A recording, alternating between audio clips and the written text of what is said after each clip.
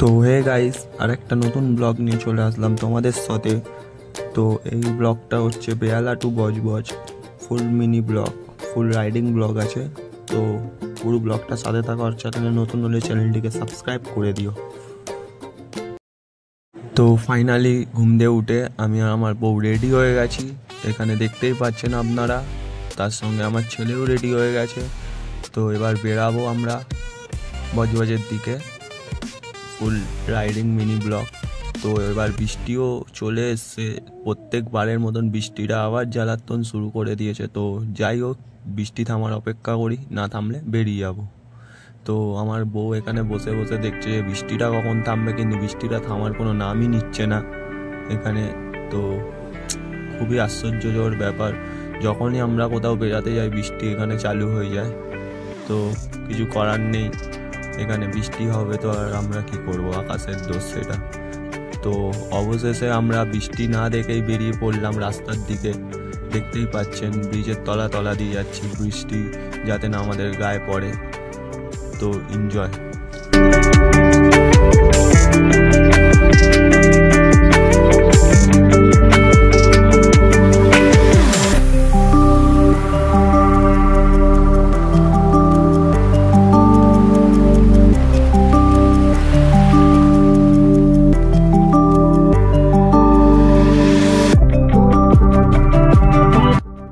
তো ফাইনালি অনেক জ্যাম ঠেলার পরে আমরা বজবজের কাছাকাছি চলে এসেছি, ইডেন সিটির কাছে, দেখতেই পাচ্ছেন। তো অনেক জ্যাম রাস্তায়, আর অনেক বৃষ্টি উপভোগ করে আমরা অনেক কষ্টের পর বজবজে ঢুকতে পেরেছি। তো রাস্তায় অনেকই ঝড়ঝাপটা এসছে, তাও আমরা বিপদের মুখ আগে করে এগিয়ে গেছি রাস্তায় পুরো, দেখতেই পাচ্ছেন। তো বহুত জোর খিদে পেয়েছে আমার, এখন যাচ্ছি শ্বশুরবাড়ির উদ্দেশ্যে। দেখা যাক কত দূর যেতে পারি। তো ফাইনালি গাইজ আমরা শ্বশুরবাড়ির পাড়ার দিকে ঢুকে গেছি, আর কিছুক্ষণের রাস্তা, 5 মিনিটের মধ্যে আমরা পৌঁছে যাবো। দেখতেই পাচ্ছেন সরু গলি গাদার ভেতর দিয়ে গাড়ি নিয়ে যেতে হচ্ছে, আর ক্যামেরাটা আমাকেই কন্ট্রোল করতে হচ্ছে, কারণ আমার বউ ক্যামেরা কন্ট্রোল করতেই পারে না একদম। তো দেখতেই পাচ্ছেন, তো যাওয়া যাক। তো রাস্তায় অনেকই বৃষ্টি পড়ছে, বৃষ্টির মধ্যে দিয়ে আমরা কাছাকাছি চলে এসেছি।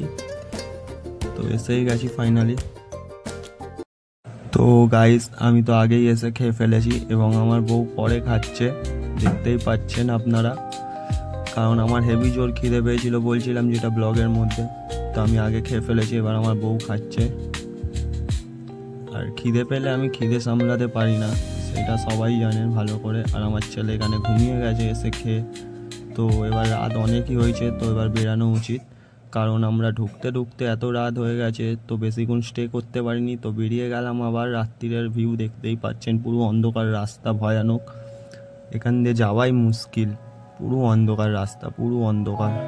তো আমরা আবার কলকাতার উদ্দেশ্যে বেরিয়ে পড়েছি রাত্রির, তখন 11:30 বাজে। কলকাতার দিকে যাচ্ছি এবার আমরা। তো রাস্তায় অনেকই অন্ধকার, যার কারণে হেডলাইট ফুল জোরে করে আমি জ্বালিয়ে দিয়েছি, দেখতেই পাচ্ছেন আপনারা। তো কলকাতায় দেখতে এখনও আমাদের মিনিমাম 30 থেকে 40 মিনিটের উপরে রাস্তা অতিক্রম করতে হবে, তারপরেই আমরা কলকাতায় ঢুকতে পারবো। আবার নিজেদের ঘরে ফিরে যাচ্ছি। খুবই ভয়ানক রাস্তা, খুবই ভয়ানক।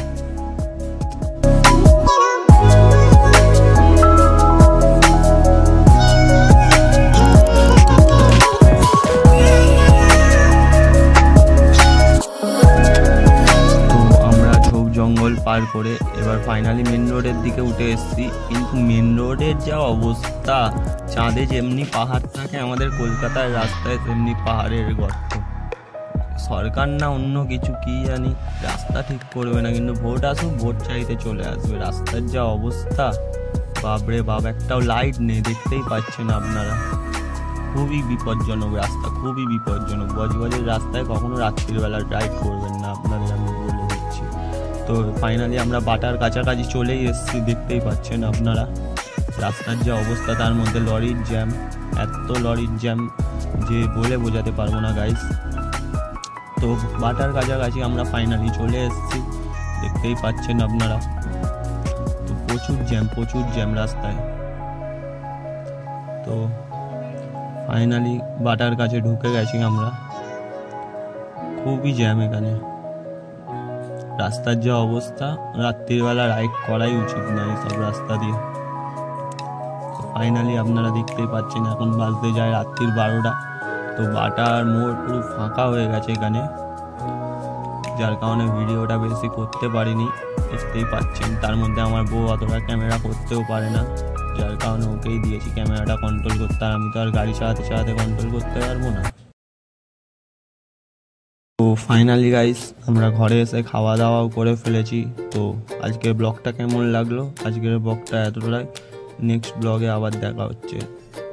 তো tata, good bye, and subscribe my channel.